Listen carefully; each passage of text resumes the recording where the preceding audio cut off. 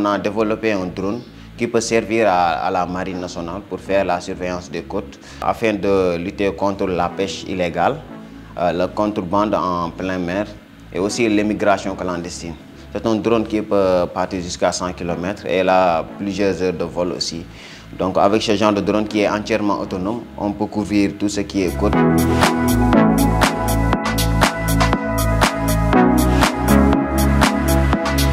Bienvenue à Agence Ecofin, bienvenue à Ndobin.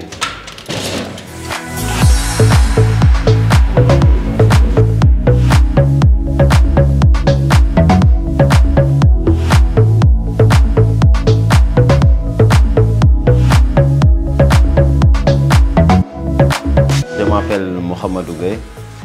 Je suis électronicien et ingénieur en mécanique des drones autodidacte. Voilà. Là, on a notre entreprise qui s'appelle Ndobin. On est dans le secteur du drone et de l'électronique.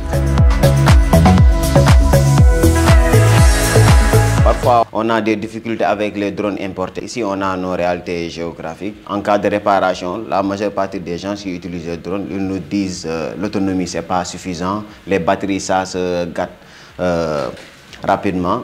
La réparation, parfois, c'est un peu difficile. Le fait d'avoir les pièces pour les rechanger aussi, c'est difficile. Donc c'est pour cela qu'on s'est dit que nous allons fabriquer des drones localement ici qui va prendre en compte tout ce qui est climat, les hautes températures, la poussière, le vent, etc. Là, on est en train de travailler sur deux prototypes de drones. On a un drone multirotor qu'on est en train même de travailler avec. Et aussi, on a un drone à voilure fixe. C'est un drone de longue portée et longue endurance. Donc, ce drone à voilure fixe, c'est un drone qu'on a développé. Là, on atteint les 100 km de distance et on peut aller jusqu'à 8 heures de vol selon les conditions météorologiques. Bon, là, on a une caméra qui est en mode FPV, qui est intégrée dans le drone L-Fix intitulé Ndobin. Là, l'autre drone, c'est un multicoptère qu'on est en train de travailler. Juste là, on est en train de miser sur l'autonomie. Par exemple, là, avec les drones importés, la plupart des gens ils nous disent que l'autonomie, là, ça le bloque. Donc là, on est en train de travailler sur un drone multicoptère qui peut faire plus de 50 minutes de vol avec une seule batterie. Donc là, on est en train de travailler sur ce drone-là pour le fabriquer en masse avec des coûts moindres. On a aussi travaillé sur des modèles de drones aquatiques. Donc ce sont des drones qui évoluent sur l'eau. Donc avec ce genre de drone, on peut faire l'hydrographie sous-marine, par exemple faire de la cartographie sous-marine. On peut aussi l'améliorer à faire aussi la surveillance. La surveillance, par exemple, en cas de baignade dans l'été, avec ce genre de drone, on peut l'équiper de bouées de sauvetage. Donc ces drones vont faire des patrouilles au niveau des plages. En cas de détresse, automatiquement le drone il va aller pour sauver la victime, quoi. Pour les tests avec notre drone à voilure fixe, là on est à 100%, on l'a testé dans toutes les conditions. On a même fait des tests de crash. Là on est avec notre 5e prototype. Donc on a fait beaucoup de tests de crash aussi. Donc là notre prochaine étape, c'est de travailler l'esthétique, aussi d'utiliser des matériaux composites pour mieux renforcer l'appareil et augmenter la puissance. Voilà, pour des utilisations beaucoup plus avancées. Pour les prix, ce sera compétitif aussi, hein. Par contre, la technologie, nous on constate que les drones ça coûte très cher. On va le faire localement, donc on va faire des drones qui sont robustes et accessibles. Le drone, c'est une technologie qui est transversale. Donc avec le drone, on peut faire quasiment plusieurs choses. Par exemple, dans le domaine du bâtiment, on peut utiliser les drones pour faire la cartographie, les levées topographiques. Aussi dans le domaine agricole, donc on utilise le drone pour l'agriculture de précision. Par exemple, avec un drone muni de capteurs multispectral, on peut voir l'état de santé des plantes.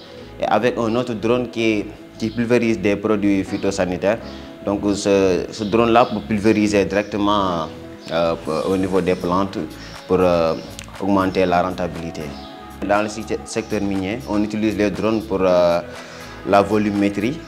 Aussi dans le domaine du solaire, de l'énergie, on utilise les drones pour faire l'inspection des lignes haute tension et la thermographie infrarouge.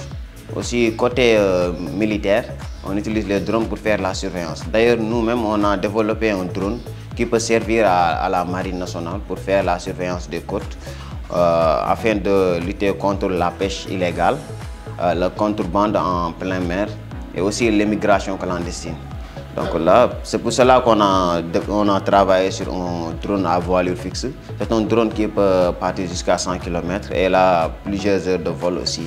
Donc avec ce genre de drone qui est entièrement autonome, on peut couvrir tout ce qui est côte ici au Sénégal et surveiller les côtes afin de prévenir d'éventuels cas d'immigration clandestine ou de contrebande en pleine mer. Maintenant, on va commencer à produire, donc, car la technologie est déjà acquise. Donc depuis plusieurs années, on est en train de faire des recherches sur ce domaine-là, que l'on finance nous-mêmes aussi sous fonds propres.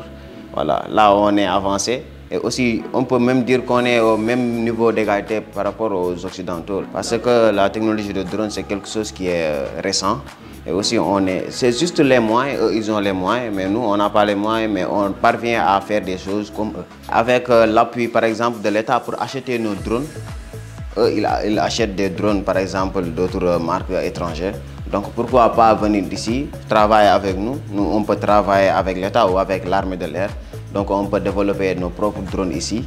Côté sécurité, par exemple, moi je vois que utiliser les drones qui viennent à l'étranger, c'est un peu risqué pour tout ce qui est sécurité. Par exemple, les données, c'est facilement accessible par le développeur de drone.